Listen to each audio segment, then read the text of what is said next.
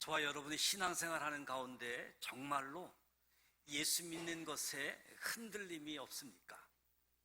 예수 믿는 가운데 흔들림이 있었습니까? 신앙생활은 예수 그리스도가 하나님의 아들이시고 구세주이시고 예수 안에 생명이 있기에 예수 믿어 구원의 이루어감을 알고 구원에서 더 나아가 거룩함, 성화, 영화, 거룩함으로 나아가는 것이 신앙생활입니다.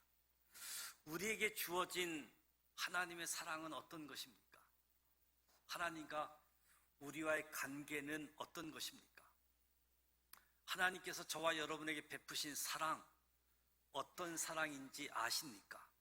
어떤 사랑을 받고 하나님의 자녀가 되었습니까?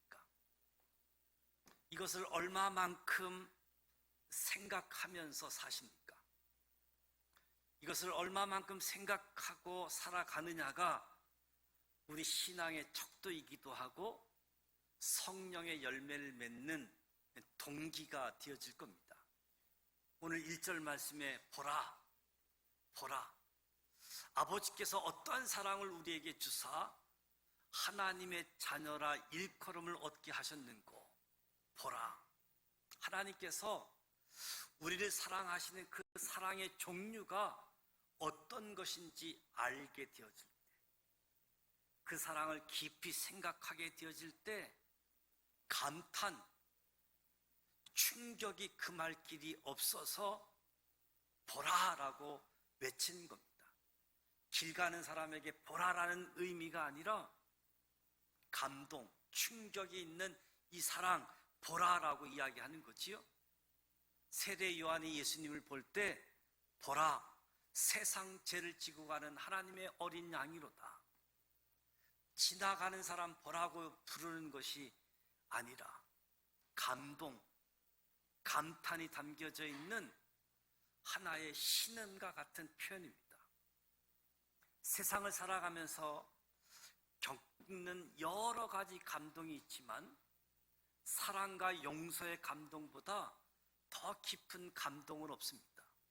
오늘 저와 여러분이 살아가는 시대의 특징은 사람들이 감동을 잃어버린 시대입니다. 무감동의 시대에 살아가고 있습니다.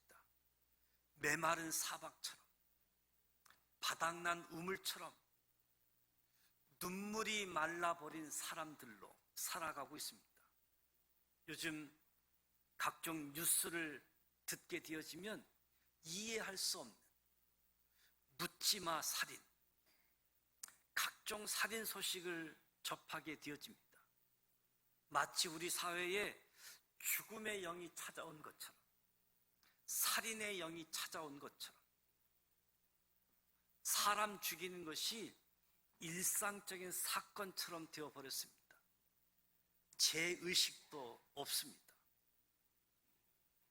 우리가 받을 사랑도 없고 줄 사랑도 없는 그런 시대에 살아가고 있습니다. 어떤 의미에서 인간은 자포자기한 듯 살아갑니다.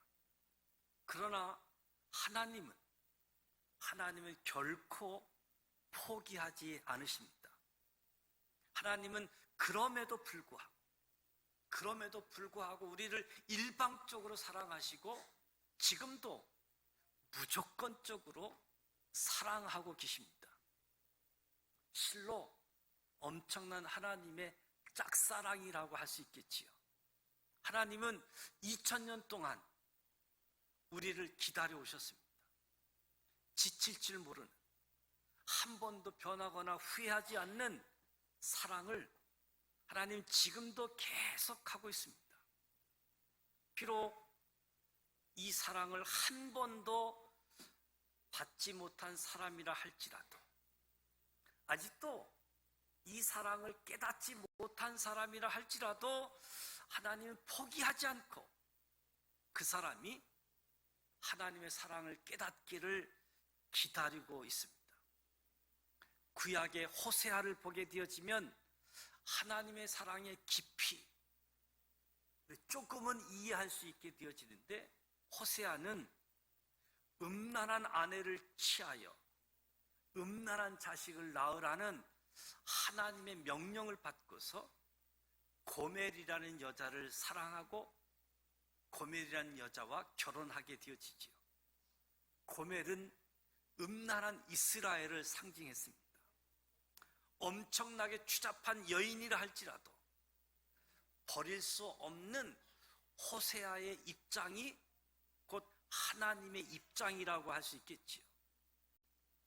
엄청나게 음란하고 버림받을 수밖에 없는 우리들을 포기하지 않고 그럼에도 불구하고 사랑하는 사랑이 하나님의 사랑이었습니다.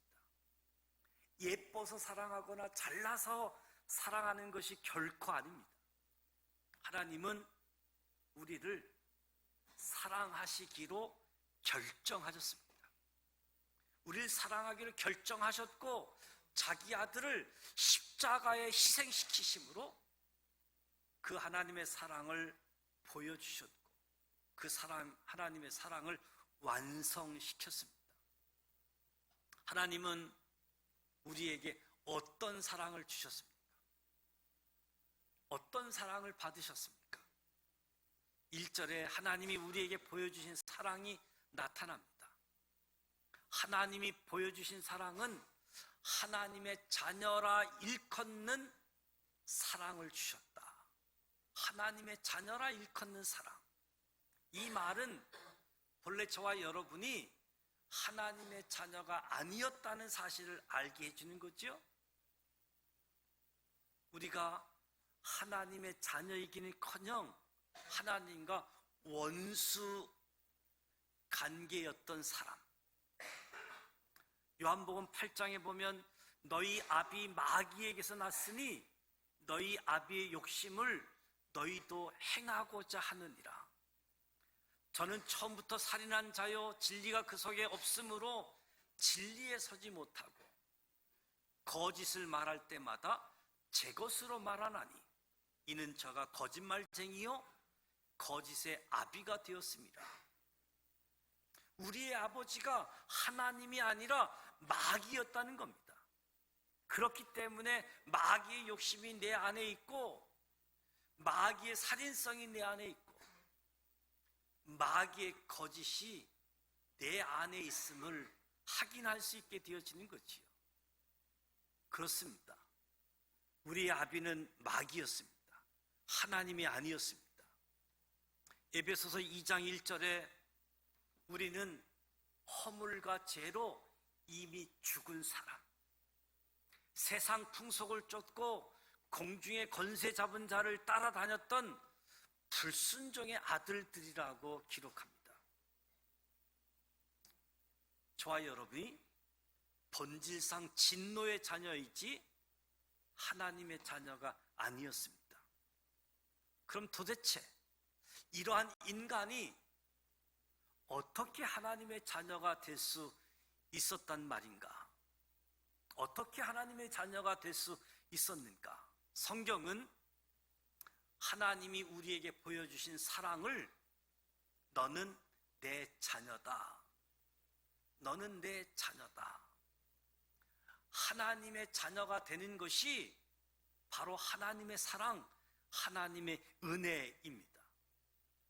에베소서 2장 4절에 긍휼이 풍성하신 하나님이 우리를 사랑하신 그 큰 사랑을 인하여 허물로 죽은 우리를 그리스도와 함께 살리셨고 사형 선고를 이미 받은 사람들에게 어느 날 당신은 사형 면제입니다. 특사 명령이 나왔습니다. 이 말을 들을 때 네, 고맙습니다. 참으로 고맙습니다. 이렇게 끝날 수 있겠습니까? 아니지요. 오늘 찬송했던 304장 그 크신 하나님의 사랑, 레만이라는 사람이 시를 기록했는데요. 그 크신 하나님의 사랑 말로 다 형용 못하네. 저 높고 높은 별을 넘어 이 낮고 낮은 땅 위에 죄범한 영혼 구하려 그 아들을 보내사 하목제 삼으시고 죄 용서하셨네. 하나님의 그 크신 사랑 말로 다 형용할 수 없다. 아들을 보내사 우리 죄를 용서하셨다. 하늘을 두루마리 삼고, 그러니까 하늘을 종이로 삼고 바다를 먹물로 삼아 하나님의 사랑을 다 쓴다고 해도 하나님의 사랑을 다 기록할 수 없다고 고백합니다. 하나님의 크신 사랑, 측량 다 못하고 영원히 변치 못할 그 사랑, 성도여 찬양하세. 그저 고맙습니다로 끝나는 것이 아니라 그 크신 사랑을 알고 찬양하자. 어떤 분은 하나님의 사랑의 이야기를 들을 때마다 우는 것을 보게 되어집니다. 다른 때는 전혀 울지 않던 분인데 하나님의 사랑의 이야기가 들려지면 조용히 눈물을 지으면서 하나님이 그 큰 사랑으로 나를 사랑해 주셨다고 감동해서 눈물이 흐른다라고 이야기합니다. 신앙이라고 하는 것은 믿음만을 확인하는 가정이 아니라 신앙은 하나님이 그 큰 사랑을 체험하고 확인하고 고백하면서 하나님의 사랑을 찬양하는 것이 신앙생활이지요. 바울은 하나님의 자녀라는 말을 사용할 때마다 법적인 관계로서 법적인 관계의 아들, 믿음으로 양자가 되어 유업을 상속을 받는다, 이 뜻이 담겨져 있는 하나님의 자녀를 썼고, 요한은 하나님의 자녀라는 단어를 쓸 때마다 중생함으로 거듭남으로 하나님의 자녀가 되었다, 핏줄이 되어졌다, 깊고 오묘한 자녀가 되어졌다, 이 표현으로 하나님의 자녀라는 단어를 썼습니다. 요한은 하나님이 우리를 단순히 양자로 삼아주신 사랑, 법적인 관계를 넘어서서 피와 핏줄이 통하는 사랑, 예수의 피를 내게 쏟아 부어주신 사랑, 예수의 피로 새 사람 만들어 하나님의 자녀로 삼아주신 사랑, 이 사랑이 담겨져 있는 하나님의 자녀라는 단어를 사용했습니다. 영접하는 자, 곧 그 이름을 믿는 자들에게는 하나님의 자녀가 되는 권세를 주셨으니, 법적으로 호적상으로 단순히 입적시킨 자녀 관계가 아니라 하나님의 생명을 내 핏줄에 집어넣은, 예수의 피를 내 핏줄에 집어넣은 자녀 관계임을 이야기하는 거지요. 우리가 예수를 믿기 전에는 하나님의 자녀가 아니라 마귀의 자녀요, 사단의 피가 흐르고 있었습니다. 그러나 이제는 예수를 영접함으로 하나님의 자녀가 되었습니다. 법적인 자녀가 되었을 뿐만 아니라 예수의 생명의 피가 우리의 영혼에 흐르게 하여 하나님의 자녀로 바꾸어 주셨다는 겁니다. 이 자리에 아직도 예수를 영접하지 않는 분이 계십니까? 이 시간에 예수님을 영접하시기를 진심으로 권면합니다. 예수 믿는 것 주저하시는 분이 있습니까? 몸은 교회에 나오지만 아직도 마음으로 예수 믿기를 기다리는 분이 있습니까? 하나님이 우리에게 베풀어 주신 사랑은 바로 자녀 되는 사랑입니다. 자녀를 만들려고 자기의 독생자를 피 흘려 죽게 해서 그 피를 우리 몸속에 집어넣어 주신 사랑, 오늘 이 예수님을 영접하시기 바랍니다. 주저하지 마십시오. 기다리지 마십시오. 세례 받는 것도 기다리지 마십시오. 미루지 마십시오.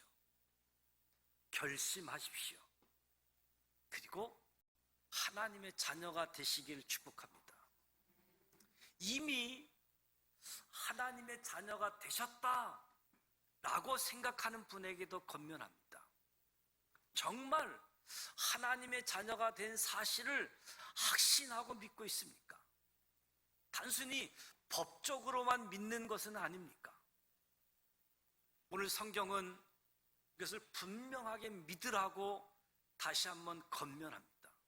어떤 사람은 세례받고 예수를 믿어도, 그리고 하나님의 자녀가 되었다고 고백하면서도 실제로 하나님의 자녀답지 못하다고 갈등을 느끼는 사람들이 있습니다. 내가 하나님 자녀처럼 느껴지지 않을지라도, 내 삶이 하나님 자녀답게 살지 못했다라고 할지라도 그 느낌 가지고 여러분의 믿음을 결정하지 마십시오. 여러분은 하나님이 낳은 하나님의 자녀입니다. 1절에 이야기합니다. 우리가 그러하도다. 우리가 그러하도다. 우리가 하나님의 자녀라고 말씀하고 있습니다. 하나님의 뜻대로 살지 못하고 오늘도 세상에 나아가서 죄와 뒤범벅이 되어서 살지만 나는 하나님의 자녀입니다. 선언하시길 바랍니다. 나는 하나님의 자녀입니다. 선언하면 귀신이 떠나가게 되어집니다. 하나님의 영이 함께 하십니다. 나는 하나님의 자녀다 선언하는 것 중요한 선언이지요.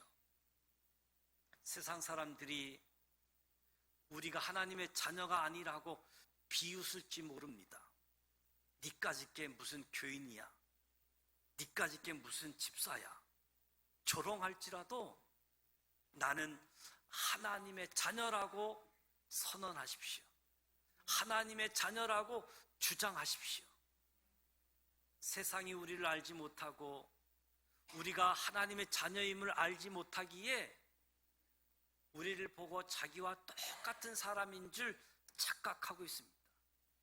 그들은 예수님을 모르기 때문에 우리 안에 있는 예수의 생명을 보는 눈이 없기 때문에, 그래서 우리를 자기들과 똑같은 줄 여깁니다.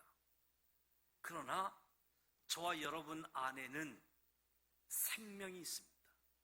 예수에게 있는 생명이 저와 여러분에게 있습니다.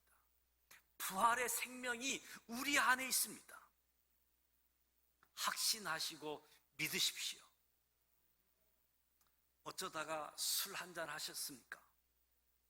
그래도 하나님의 자녀입니다. 어쩌다가 주일날 하루 빠졌습니까? 그래도 하나님의 자녀라고 선언하십시오. 이것이 주님이 우리에게 주시는 말씀입니다. 하는 짓마다 마귀 짓만 골라서 한다고 해도 나는 하나님의 자녀다 선언하십시오. 그러면 예수를 닮아가게 될 것입니다. 예수 냄새가 나게 될 것입니다. 저와 여러분의 몸에서 예수의 향기가 나도록 내가 하나님의 자녀입니다 선언하면서 하나님의 자녀로 합당하게 살아가시길 축복합니다. 2절 말씀에 사랑하는 자들아, 우리가 지금은 하나님의 자녀라. 그렇다면 하나님은 나에게 무엇이 되십니까? 지금은 하나님의 자녀라. 그러면 하나님은 나와 여러분의 아버지가 되시는 거죠. 저와 여러분은 하나님의 아들이 되고 딸이 되어지는 거죠. 하나님은 내 아버지, 나는 하나님의 아들. 예수 믿는다는 것이 무엇입니까? 믿음은 하나님은 내 아버지고 나는 하나님의 아들이라고 고백하는 것. 이것이 신앙 고백의 내용인 거지요. 우리가 지금은 하나님의 자녀라고 했는데 그럼 미래는 어떻습니까? 미래. 현재는 하나님의 자녀이다. 장래에 어떻게 될 것은 아직 나타나지 않았지만 그가 나타나실 때가 되면 우리가 그와 같은 줄을 안다. 그의 계신 그대로 볼 것이다. 우리는 하나님의 자녀들입니다. 하나님은 우리의 아버지입니다. 그러면 아버지와 아들의 관계, 아버지와 아들 관계의 미래가 어떠한가? 예수님처럼 변화하는 겁니다. 예수님처럼 변화되어지는 것. 아무리 봐도 목사 같은 구석이 없어도 조금 더 지나가면 목사 같을 것입니다. 사기꾼 같은 얼굴 모습들이 성자 같은 얼굴로 변화되어질 겁니다. 술꾼의 얼굴들이, 도박꾼의 얼굴들이 변할 것입니다. 예수님 같은 모습으로 변할 것입니다. 이것이 하나님과 아들 관계의 미래의 모습, 장래의 모습. 우리를 향한 하나님의 본래의 목적은 로마서 8장에 아들의 형상을 본받게 하기 위하여 미리 정하셨다. 아들의 형상을 본받게 하기 위하여 미리 정했다. 에베소 4장에 그리스도의 장성한 분량이 충만한 데까지 우리를 이끌어 주신다 말씀합니다. 우리는 주님을 닮아 주님 계신 그대로 보게 되어질 겁니다. 이것이 신령한 그리스도인의 소망이라고 할 수 있겠지요. 3절 말씀에 주를 향한 이 소망을 가진 자, 주를 향하여 이 소망을 가진 자라고 말씀합니다. 진정한 소망은 주님처럼 변화되어지는 것, 주님처럼 예수님을 보는 것을 의미한다. 이런 참 소망을 가진 사람들이 어떻게 살아갑니까? 그의 깨끗하심과 같이 자기를 깨끗하게 하느니라. 아버지와 아들과의 관계, 미래의 모습, 예수님 모습처럼 이 소망을 가진 사람들마다 그의 깨끗하심과 같이 자기를 깨끗하게 하느니라. 하나님이 우리에게 원하시는 것은 무엇입니까? 하나님이 우리에게 원하는 것 성결입니다. 거룩함이지요. 전쟁에서 이기는 비결이 무엇이냐? 전쟁에서 이기는 비결은 무기가 아니라 성결함이었습니다. 하나님은 깨끗한 교회를 원합니다. 하나님은 깨끗한 사람을 원합니다. 하나님은 깨끗한 집사, 깨끗한 권사, 깨끗한 장로, 깨끗한 목사를 원하고 계십니다. 왜 우리에게 능력이 없습니까? 순결이 없기 때문에, 거룩이 없기 때문에. 내 발에서 신을 벗으라, 거룩하라. 하나님께서 오늘 우리에게 원하는 것, 우리 교회에 원하시는 것은 거룩입니다. 성결입니다.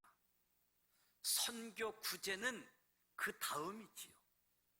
거룩한 사람이 선교합니다. 깨끗한 사람이 구제합니다. 아무리 돈이 많다고 해서 구제 선교하는 것이 아니라 가부의 등전 투입이 구제하게 되어지는 것이요. 거룩한 사람이 선교하고 구제합니다. 순수하고 깨끗한 사람이 있는 것이 교회이고 그 사람이 있는 곳에 능력이 있습니다. 예수 그리스도 안에서 이 소망을 가진 자마다 그분이 깨끗하신 것처럼 자기를 깨끗하게 한다라고 말씀하고 있습니다. 저와 여러분이 영적으로 깨끗하기를 바랍니다. 어떤 어려움이 있어도 하나님 외에 다른 것을 의지하지 마십시오. 용한 점쟁이가 있다고 소문이 들어도 장난으로 점치지 마십시다. 영적으로 깨끗하십시다. 도덕적으로 깨끗하십시다. 마음으로 죄짓지 말고 하나님이 원하지 않는 것 이 시간 다 끊으시기 바랍니다. 우리의 몸도 깨끗하기를 원합니다. 술, 담배 안 하셨으면 좋겠습니다.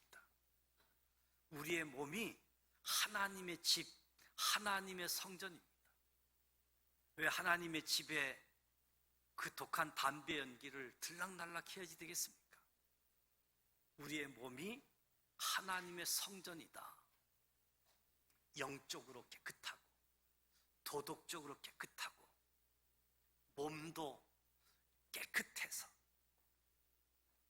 주님처럼 깨끗해지는, 주님을 닮아갈 수 있는 사람, 하나님이 우리를 어떻게 사랑해 주셨는지, 하나님의 자녀가 되게 하는 사랑을 주셨는데, 이 하나님의 자녀가 되게 하는 이 사랑을 알고 생각할 때마다 저와 여러분도 감동이 주어지고, 지금 하나님의 자녀에서 미래의 하나님의 자녀, 주님처럼, 예수님처럼, 그래서 오늘 성결한 삶을 살아가는 저와 여러분 되실 수 있도록 하나님이 나에게 주신 사랑, 그 사랑을 깊이 생각하고 그 사랑으로 살아가는 우리 모두가 되시기를 주님의 이름으로 축복합니다.